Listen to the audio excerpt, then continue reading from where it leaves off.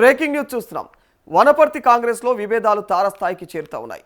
Party కార్యాలయ ప్రారంభోత్సవ వేదికలుగా మరి సీనియర్ నేత రాష్ట్ర ప్రణాళికా సంఘం ఉపాధ్యక్షుడు చిన్నారెడ్డి చేసినటువంటి సంచలన వ్యాఖ్యలు ఇప్పుడు కాంగ్రెస్ లో హాట్ టాపిక్ గా మారాయని చెప్పుకోవాలి.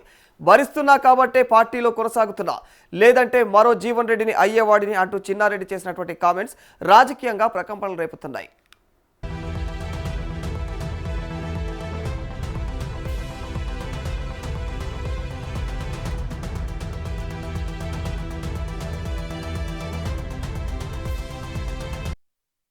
కాంగ్రెస్లో కొన్ని తప్పులు జరుగుతూ ఉన్నాయని, పార్టీకి అన్యాయం చేస్తున్నటువంటి వారిని బయటకు పంపించాల్సినటువంటి అవసరం ఉందని చిన్నారెడ్డి ఘాటుగా వ్యాఖ్యలు చేశారు.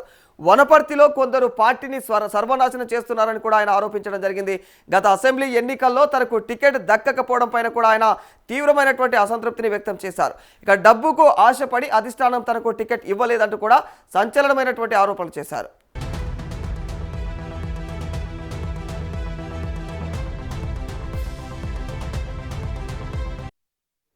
అయితే చిన్నారెడ్డి వ్యాఖ్యలకు వనపర్తి ఎమ్మెల్యే తూడి మేఘారెడ్డి కూడా అదే స్థాయిలో కౌంటర్ ఇవ్వడం జరిగింది. మరి చిన్నారెడ్డి కాంగ్రెస్లో ఉంటూనే బీఆర్ఎస్కు కోవట్టుగా వ్యవహరిస్తున్నారంటూ ఆయన కూడా తీవ్రమైనటువంటి ఆరోపణలు చేయడం జరిగింది.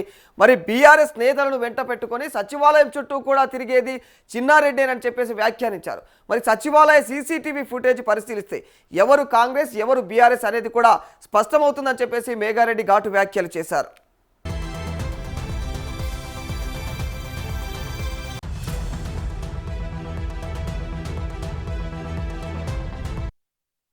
అసలు వనపర్తి కాంగ్రెస్లో ఈ విభేదాలు ఇప్పటివి కావు. 2023 అసెంబ్లీ ఎన్నికల సమయంలోనే చిన్నారెడ్డి మేఘారెడ్డి మధ్య టికెట్ విషయంలో విభేదాలు మొదలయ్యాయి.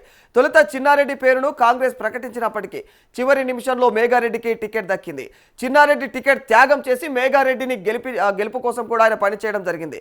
ఆ తర్వాత కాంగ్రెస్ అధికారంలోకి రావడంతో చిన్నారెడ్డికి కేబినెట్ హోదాతో రాష్ట్ర ప్రణాళికా సంఘం ఉపాధ్యక్ష పదవిని ఆయనకు కట్టబెట్టారు.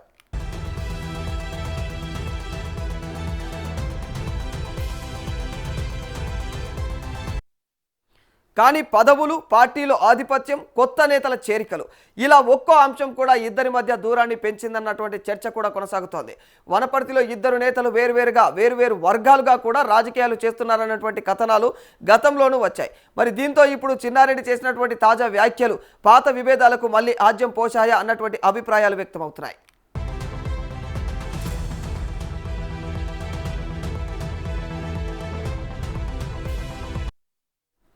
ఇక మరి చిన్నారెడ్డి అసంతృప్తిని బీఆర్ఎస్ తమకు అనుకూలంగా మలుచుకునేటువంటి ప్రయత్నం చేస్తుందన్న చర్చ కూడా మొదలైంది. ఇటీవల కాంగ్రెస్కు గుడ్ బై చెప్పి బీఆర్ఎస్లో చేరినటువంటి జీవన్ రెడ్డి ఇక మరి రేవంత్ ప్రభుత్వం పైన తీవ్ర విమర్శలు చేస్తున్నటువంటి విషయం మనందరికీ తెలిసిందే. తాజాగా చిన్నారెడ్డిని కూడా పార్టీలోకి చేర్చుకోవాలనేటువంటి ఆలోచనలో మరి ఇక బీఆర్ఎస్ ఉన్నట్లుగా అయితే క్లియర్గా తెలుస్తూ ఉంది. అందుకే మరి జీవన్ రెడ్డిని రంగంలోకి దింపుతున్నట్లుగా అయితే పార్టీ వర్గాల్లో కూడా జోరుగా చర్చలు సాగుతున్నాయి. మరి ఇప్పటికే చిన్నారెడ్డికి జీవన్ రెడ్డి ఫోన్ చేసి ఇక ప్రస్తుత పరిస్థితుల గురించి కూడా చర్చించారని చెప్పేసి తెలుస్తోంది.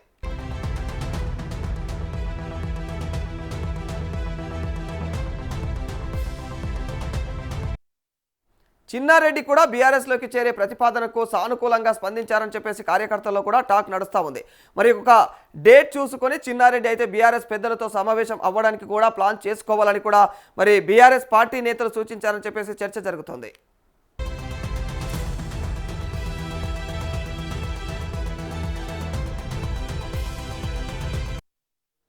అయితే ఈ వివాదంపై కాంగ్రెస్ అధిష్టానం మాత్రం ఇంకా స్పందించనే లేదు.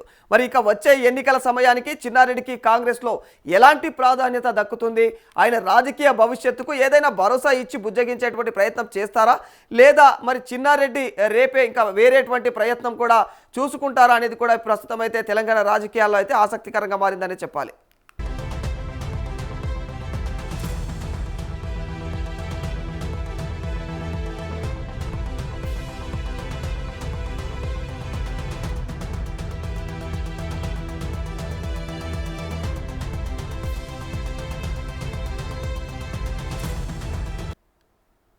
రైట్, మరి ఇదే అంశానికి సంబంధించి మరింత సమాచారం మా ప్రతినిధి ప్రభాకర్ అందజేస్తారు. ప్రభాకర్, ఇక మరి కాంగ్రెస్ నేత అయినటువంటి చిన్నారెడ్డి ప్రస్తుతం ఇక ఆయన చేస్తున్నటువంటి వ్యాఖ్యలను ఎలా చూడాలి? అంటే ఆయన భరిస్తున్నాను కాబట్టి నేను కాంగ్రెస్లో కొనసాగుతూ ఉన్నాను, లేదంటే నేను మరో జీవన్ రెడ్డిలా అయిపోయేవాడిని అన్న కోణంలో ఆయన చేసిన కామెంట్ను ప్రస్తుతం ఏ విధంగా చూడాలంటారు? ఎస్ రాధాకృష్ణ, వనపర్తి కాంగ్రెస్లో విభేదాలు తారాస్థాయికి చేరుతున్నాయని చెప్పాలి. పార్టీ కార్యాలయ ప్రారంభోత్సవ వేదికగానే సీనియర్ నేత, రాష్ట్ర ప్రణాళిక సంఘ ఉపాధ్యక్షుడు చిన్నారెడ్డి చేసినటువంటి సంచలన వ్యాఖ్యలు ఇప్పుడు కాంగ్రెస్లో హాట్ టాపిక్గా మారాయని చెప్పాలి. భరిస్తున్నా కాబట్టే కాంగ్రెస్లో కొనసాగుతున్నా, లేదంటే మరో జీవన్ రెడ్డిని అయ్యేవాడినంటూ కూడా చిన్నారెడ్డి చేసినటువంటి కామెంట్స్ రాజకీయంగా ప్రకంపనలు సృష్టిస్తున్నాయని చెప్పొచ్చు రాధాకృష్ణ. మరి కాంగ్రెస్లో కొన్ని తప్పులు జరుగుతున్నాయని, పార్టీకి అన్యాయం చేస్తున్నటువంటి వారికి బయటకు పంపాల్సినటువంటి అవసరం ఉందంటూ కూడా చిన్నారెడ్డి ఘాటు వ్యాఖ్యలు చేశారు. వనపర్తిలో కొందరు పార్టీని సర్వనాశనం చేస్తున్నారంటూ కూడా ఆరోపించారు. గత అసెంబ్లీ ఎన్నికల్లో తనకు టికెట్ దక్కకపోవడం పైన కూడా అసంతృప్తి వ్యక్తం చేశారు. డబ్బులకి ఆశపడి అధిష్టానం తనకు టికెట్ ఇవ్వలేదంటూ కూడా సంచలన ఆరోపణలు చేశారని చెప్పాలి రాధాకృష్ణ. అయితే చిన్నారెడ్డి వ్యాఖ్యలకు వనపర్తి ఎమ్మెల్యే తూడి మేఘారెడ్డి కూడా అదే స్థాయిలో కౌంటర్ ఇచ్చారు. చిన్నారెడ్డి కాంగ్రెస్లో ఉంటూనే బీఆర్ఎస్ కోవర్టుగా వ్యవహరిస్తున్నారంటూ కూడా తీవ్ర ఆరోపణలు చేశారు. బీఆర్ఎస్ నేతలను వెంట పెట్టుకొని సచివాలయం చుట్టూ తిరిగేది చిన్నారెడ్డి అనంటూ కూడా వ్యాఖ్యానించారు. సో సచివాలయ సీసీటీవీ ఫుటేజ్ పరిశీలిస్తే ఎవరు కాంగ్రెస్, ఎవరు బీఆర్ఎస్ అనేది స్పష్టమవుతుందంటూ కూడా మేఘారెడ్డి ఘాటుగా వ్యాఖ్యలు చేసినట్టుగా తెలుస్తూ ఉంది. అయితే అసలు వనపర్తి కాంగ్రెస్లో ఈ విభేదాలకు ఇప్పటిది కాదు అన్నట్టుగా తెలుస్తుంది. 2023 అసెంబ్లీ ఎన్నికల సమయంలోనే చిన్నారెడ్డి వర్సెస్ మేఘారెడ్డి మధ్య టికెట్ విషయంలో విభేదాలు మొదలయ్యాయన్నట్టుగా తెలుస్తున్నది. తొలుత చిన్నారెడ్డి పేరును కాంగ్రెస్ ప్రకటించినప్పటికీ చివరి నిమిషంలో మేఘారెడ్డికి టికెట్ దక్కింది. చిన్నారెడ్డి టికెట్ త్యాగం చేసి మేఘారెడ్డి గెలుపు కోసం పనిచేశారు. ఆ తర్వాత కాంగ్రెస్ అధికారంలోకి రావడంతో చిన్నారెడ్డికి కేబినెట్ హోదాతో రాష్ట్ర ప్రణాళిక సంఘం ఉపాధ్యక్ష పదవి కూడా దక్కిందని చెప్పాలి. కానీ పదవులు, పార్టీలో ఆధిపత్యం, కొత్త నేతల చేరికలు, ఇలా ఒక్కో అంశం ఇద్దరి మధ్య కూడా దూరాన్ని పెంచిందన్న చర్చ కూడా జరుగుతూ ఉన్నది. వనపర్తిలో ఇద్దరు నేతలు వేర్వేరు వర్గాలుగా కూడా రాజకీయాలు చేస్తున్నారన్న కథనాలు కూడా గతంలోనూ వచ్చాయి. సో దీంతో ఇప్పుడు చిన్నారెడ్డి చేసినటువంటి తాజా వ్యాఖ్యలు పాత విభేదాలకు మళ్ళీ ఆజ్యం పోసినట్టు కూడా అభిప్రాయం వ్యక్తం అవుతున్నటువంటి పరిస్థితి కనిపిస్తూ ఉంది రాధాకృష్ణ.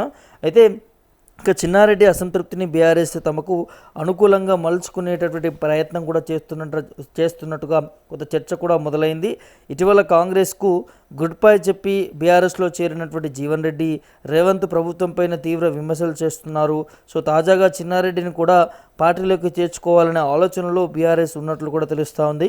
అందుకే జీవన్ రెడ్డిని రంగంలోకి దింపనున్నట్లు కూడా పార్టీ వర్గాల్లో జోరుగా చర్చ జరుగుతూ ఉంది రాధాకృష్ణ. ఇప్పటికే చిన్నారెడ్డికి జీవన్ రెడ్డి ఫోన్ చేసి ప్రస్తుతం పరిస్థితుల గురించి కూడా ఆరా తీశారు అన్నదాన్ని కూడా తెలుస్తూ ఉంది. చిన్నారెడ్డి కూడా బీఆర్ఎస్లోకి చేరే ప్రతిపాదనలకు సానుకూలంగా స్పందించారని కార్యకర్తలు కూడా టాక్ నడుస్తూ ఉన్నది. ఓ డేట్ చూసుకొని కూడా చిన్నారెడ్డి బీఆర్ఎస్ పెద్దలతో సమావేశం అవ్వడానికే ప్లాన్ చేసుకొని కూడా బీఆర్ఎస్ పార్టీ నేతలు సూచించారంటూ కూడా మరి చర్చ జరుగుతూ ఉన్నది. అయితే మరి ఈ వివాదంపై కూడా కాంగ్రెస్ అధిష్టానం మాత్రం ఇంకా స్పందించలేదు. ఇక వచ్చే ఎన్నికల సమయానికి చిన్నారెడ్డికి కాంగ్రెస్లో ఎలాంటి ప్రాధాన్యత దక్కుతుంది, ఆయన రాజకీయ భవిష్యత్తుకు ఏదైనా భరోసా ఇచ్చి బుజ్జగించే ప్రయత్నం ఏమైనా చేస్తారా, లేదా చిన్నారెడ్డి వేరే ప్రత్యామ్నాయానికి సంబంధించి వేరే పార్టీ ఏమైనా చూసుకుంటారా అనేది కూడా కొంత ఆసక్తిగా మారిందని చెప్పాలి రాధాకృష్ణ. మరి ఇక చిన్నారెడ్డి చేసినటువంటి ఘాటు వ్యాఖ్యలు అంటే పార్టీ పైన కూడా ఆయన చేసినట్టు తెలుస్తుంది. ఎందుకంటే మేఘారెడ్డి ఆయన డబ్బులు తీసుకొని మేఘారెడ్డికి టికెట్ ఇచ్చింది అధిష్టానం అన్న కోణంలో ఆయనకు అయితే కామెంట్లు చేశారు. మరి ఇలాంటి ఆరోపణలకు మరి ఇక కాంగ్రెస్ అధినాయకత్వం ఏమైనా స్పందించిందా ఇప్పటి వరకు? అంటే ఇట్లాంటి వర్గపోరు విభేదాల్లో కూడా కాంగ్రెస్ అధినాయకత్వం ఒక క్రమశిక్షణ కమిటీకి కీలక బాధ్యతలు అప్పగించారని చెప్పుకోవచ్చు. మహేష్ కుమార్ గౌడ్ కావచ్చు, జగ్గారెడ్డి కావచ్చు, లేకపోతే మల్లు రవి కావచ్చు, ఇట్లాంటి నాయకులందరికీ కూడా కీలక బాధ్యత అప్పచెప్పింది. ఏ నియోజకవర్గాల్లో ఎవరెవరు అసంతృప్తి నేతలు ఉన్నారు, ఎవరి మధ్య ఏ విభేదాలు తారాస్థాయికి చేరుతున్నాయి, వారి మధ్య సమన్వయం లేకపోవడం వలన ఇదంతా జరుగుతుందన్న దాన్ని కూడా మరి క్రమశిక్షణ కమిటీ కూడా చర్యలు తీసుకున్నటువంటి అవకాశాలు కనిపిస్తూ ఉన్నాయి. ఇప్పుడు వనపర్తి నియోజకవర్గంలో కూడా అదే జరగబోతుందన్న దాన్ని కూడా తెలుస్తూ ఉంది. ఎందుకంటే చిన్నారెడ్డి డైరెక్ట్గా డబ్బులు తీసుకొని టికెట్ మేఘారెడ్డికి ఇప్పించారు అంటూ అధిష్టానం మీదని తను సంచలన ఆరోపణలు చేసినటువంటి పరిస్థితి కనిపిస్తూ ఉన్నది. మరి అట్లాంటి పరిస్థితుల్లో కాంగ్రెస్ పార్టీ ఖచ్చితంగా చాలా సీరియస్గా తీసుకునేటటువంటి అవకాశం ఉంటుంది. ఎందుకంటే తను చిన్నారెడ్డి బ్లేమ్ చేసేది పార్టీ అధినాయకత్వం అంతా కూడా చేస్తూ ఉన్నాడు కాబట్టి సో ఖచ్చితంగా తనని సస్పెండ్ చేసేటటువంటి పరిస్థితులు కూడా ఉంటాయంటూ కూడా మేఘారెడ్డి అనుచరులు కాంగ్రెస్ పార్టీకి సంబంధించినటువంటి నేతలు మాట్లాడుకుంటున్నటువంటి నేపథ్యం కనిపిస్తూ ఉన్నది. సో మరి డైరెక్ట్గా తను ప్రభుత్వాన్ని అధినాయకత్వాన్ని మొత్తం అందరినీ కూడా విమర్శించి మరి డబ్బులకి టికెట్ అమ్ముడుపోయారు, టికెట్కి డబ్బుల కోసం అమ్మేశారు అని తను సంచలన ఆరోపణలు చేయడం వెనుకాల ఆంతర్యాలు ఏంటి అనే దాన్ని కూడా ఖచ్చితంగా మరి ఇటు అధినాయకత్వం అంతా కూడా చూస్తుంది. క్రమశిక్షణ కమిటీ ఇప్పటికే దీని మీద స్పందిస్తున్నట్టుగా తెలుస్తూ ఉంది. మేఘారెడ్డి నిన్న గాంధీ భవన్ కూడా రావడం జరిగింది. వచ్చి మరి క్రమశిక్షణ కమిటీ ముందు కూడా తను వివరణ ఇచ్చాడు. సో మరి చిన్నారెడ్డిని సస్పెండ్ చేయాలి పార్టీ నుంచి కూడా తను బీఆర్ఎస్ కోవట్లతో తిరుగుతూ ఉన్నాడు. దాంతోపాటు సచివాలయం చుట్టూ కూడా తిరుగుతున్న పరిస్థితి కనిపిస్తూ ఉన్నాయి. చాలామంది బీఆర్ఎస్ నేతలతో టచ్లో ఉన్నాడు. కావాల్సుకుని ప్రభుత్వానికి సంబంధించినటువంటి సంక్షేమ పథకాల విషయంలో, అదేవిధంగా అక్కడ జరుగుతున్న అభివృద్ధి దాని మీద కూడా మరి దుష్ప్రచారం చేస్తూ ఉన్నాడు. నా మీద పగబెట్టిండు అంటూ కూడా అటు క్రమశిక్షణ కమిటీ ముందు కూడా చెప్పుకున్నటువంటి పరిస్థితి కనిపించింది. మల్లు రవి కావచ్చు, మహేష్ కుమార్ గౌడ్ కావచ్చు, దాంతోపాటు పొంగులేటి శ్రీనివాసరెడ్డి కూడా చాలామందికి తను చెప్పుకున్నాడు. Megha Reddy MLA, Wanaparthy MLA, so తన మీద చర్యలు తీసుకోవాలి, పార్టీ నుంచి సస్పెండ్ చేయాలంటూ కూడా తను కంప్లైంట్ చేస్తున్నటువంటి పరిస్థితి కనిపిస్తూ ఉంది. కానీ ఇంకోవైపు నుంచి చిన్నారెడ్డి మాత్రం దీనికి సంబంధించి చాలా ఘాటుగా ప్రశ్నిస్తూ ఉన్నారు. సో నియోజకవర్గంలో 2023 అసెంబ్లీ ఎన్నికల్లో టికెట్ నాకు రావాల్సింది, నేను అర్హుడిని, నాకు ఇవ్వకుండా తనకు ఎలా ఇస్తారు అన్నదని కూడా అప్పటి నుంచి తను మరి ప్రశ్నించినటువంటి నేపథ్యం మనకు కనిపించింది. కానీ ఇప్పుడు ఆ చిలికి వానగా మారినట్టుగా వారి మధ్య విభేదాలు తారాస్థాయికి చేరుకుంటా ఉన్నాయి. డైరెక్ట్గా డబ్బులు తీసుకొని టికెట్ తీసుకున్నాడు, డబ్బులు పెట్టి అనే దాని మీద కూడా తెలుస్తూ ఉంది. దాంతోపాటు ప్రభుత్వానికి సంబంధించి కూడా అభివృద్ధి పనులు పక్కన పెట్టేశాడు. సో సొంత క్యాడర్ అంటే కాంగ్రెస్ పార్టీలో కరుడుగట్టినటువంటి కార్యకర్తలు, సీనియర్ నాయకులని వనపర్తి నుంచి ఎవరిని కూడా పట్టించుకోవట్లేరు, తన క్యాడర్ వరకే తనను చూసుకుంటా ఉన్నాడు అనే దాన్ని కూడా అంటే కింది స్థాయి పదవులు ఇచ్చే విషయంలో కూడా తన క్యాడర్కే ఇస్తూ ఉన్నాడు. అర్హులైనటువంటి ఎవరికి కూడా మేఘారెడ్డి ఇవ్వట్లేదు అనే దాని మీద కూడా మరి ఇటు చిన్నారెడ్డి నుంచి కూడా కంప్లైంట్ చేస్తున్నటువంటి పరిస్థితి కనిపిస్తూ ఉంది రాధాకృష్ణ. అంటే చూడాలి మరి ఈ పరిస్థితులు ఎటు దారి తీస్తాయి. ఇంకోవైపు నుంచి బీఆర్ఎస్ పార్టీలోకి వెళ్తాడు అంటూ కూడా మరి జోరుగా చర్చ నడుస్తూ ఉంది. సేమ్ సీన్ మనం జగిత్యాల్లో కూడా చూసాము. అక్కడ జీవన్ రెడ్డి పార్టీలో ఇమడలేక అక్కడ బీఆర్ఎస్ నుంచి వచ్చినటువంటి ఎమ్మెల్యే సంజయ్కి సంబంధించి కూడా, డాక్టర్ సంజయ్ సంబంధించి కూడా ఇదే వివాదం మనం చూసాము. సేమ్ రిపీట్గా ఇక్కడ వనపర్తిలో కూడా అదే విధంగా కొనసాగుతూ ఉంది. అక్కడ మరి జీవన్ రెడ్డి మరి కాంగ్రెస్ పార్టీకి గుడ్ బై చెప్పి బీఆర్ఎస్ పార్టీలో జాయిన్ అయినటువంటి నేపథ్యం మనం చూసాము. మరి ఇప్పుడు ఇక్కడ చిన్నారెడ్డి కూడా కాంగ్రెస్ పార్టీకి గుడ్ బై చెప్పి బీఆర్ఎస్ పార్టీలో జాయిన్ అవ్వబోతాడా అనే దాన్ని కూడా పెద్ద ఎత్తున చర్చ కొనసాగుతుంది. ఇప్పటికే జీవన్ రెడ్డితోని టచ్లో ఉన్నట్టుగా తెలుస్తోంది. ఎందుకంటే తను మాట్లాడినటువంటి తీరు కూడా జీవన్ రెడ్డిని ఎగ్జాంపుల్గా తీసుకొని కూడా మాట్లాడినట్టుగా తెలుస్తోంది చిన్నారెడ్డికి సంబంధించి. మరి చిన్నారెడ్డి మరి జీవన్ రెడ్డితో టచ్లో ఉన్నాడు. టచ్లో ఉండి మరి ఈ 10-15 రోజుల వ్యవధిలోనే బీఆర్ఎస్ పార్టీలోకి జాయిన్ అవుతాడని దాన్ని కూడా పెద్ద ఎత్తున వార్తలు వినిపిస్తూ ఉన్నాయి. చూడాలి రాధాకృష్ణ ఏం జరుగుతుంది, ఏం జరగబోతుంది. నిజంగానే మరి గులాబీ గూటికి చిన్నారెడ్డి వెళ్తాడా ఏందనేది కూడా చూడాల్సినటువంటి అవసరం ఉంటుంది రాధాకృష్ణ. ప్రస్తుతం చిన్నారెడ్డి అసంతృప్తిని ఆసరాగా చేసుకొని బీఆర్ఎస్ అయితే ఇక వారి వైపు ఇక తిప్పుకోవాలన్నట్టుగా అయితే చూస్తూ ఉన్నట్టు తెలుస్తోంది చిన్నారెడ్డిని. మరి ఇలాంటి క్రమంలో కాంగ్రెస్ చొరవ తీసుకొని ఆయనకు వచ్చే ఎన్నికల నాటికి ప్రాధాన్యతను ఇస్తూ మరి ఆయనకు భవిష్యత్తు రాజకీయాలకు భరోసాను కల్పిస్తూ బుజ్జగించే ప్రయత్నం ఏమన్నా చేసే అవకాశం ఉందా, లేకపోతే జీవన్ రెడ్డిని వదులుకున్నట్టుగానే వెళ్తే వేళ్ళు నీ ఇష్టం ఉంటే ఉండు అన్న కోణంలో చూస్తుందా ప్రభుత్వం ప్రస్తుతం? అంటే పార్టీ ప్రభుత్వం చెప్పే వరకు చెప్తుంది రాధాకృష్ణ.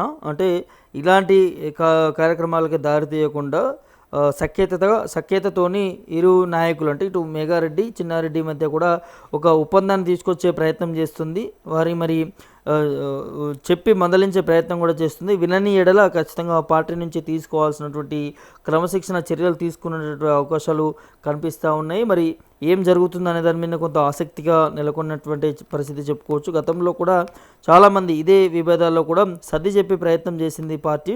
కానీ వినని వాళ్ళు బయటికి వెళ్ళిపోయిన పరిస్థితి, విన్న వాళ్ళు పార్టీలోనే ఇంకా కొనసాగుతున్నటువంటి నేపథ్యాలు కనిపిస్తూ ఉన్నాయా? మరి ఇక్కడ ఏ ఫార్ములా వర్కౌట్ అవుతుంది వనపర్తిలో అనేది చూడాల్సిన అవసరం ఉంటుంది.